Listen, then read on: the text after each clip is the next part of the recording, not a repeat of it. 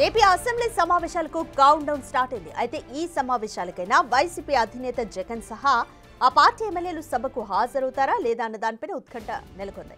Session మొదలైన రోజు YCP LP సమావేశం జరగనుంది. ఆ పార్టీ ఎమ్మెల్సీలు ఎమ్మెల్యేలతో తాడేపల్లిలో మధ్యాహ్నం 3 గంటలకు జగన్ సమావేశం కానున్నారు.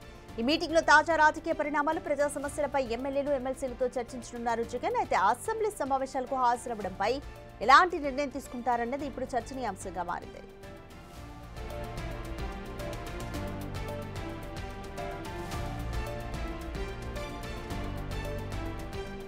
వైసీపీకి ప్రతిపక్ష హోదా ఇస్తేనే జగన్ అసెంబ్లీకి వస్తారని వైసీపీ నేతలు చెబుతున్నారు. సీట్ల సంఖ్య సరిగా లేనిది ప్రతిపక్ష హోదా ఎలా వస్తుందనేది కూటమి పార్టీ నేతలు వాదిస్తున్నారు.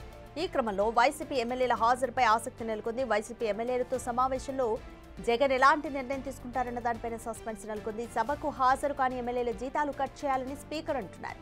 ఈ పరిస్థితుల్లో వైసీపీ ఎమ్మెల్యేలు సభకు వస్తారా లేదా అన్నది ఇప్పుడు ఆసక్తిగా మారింది.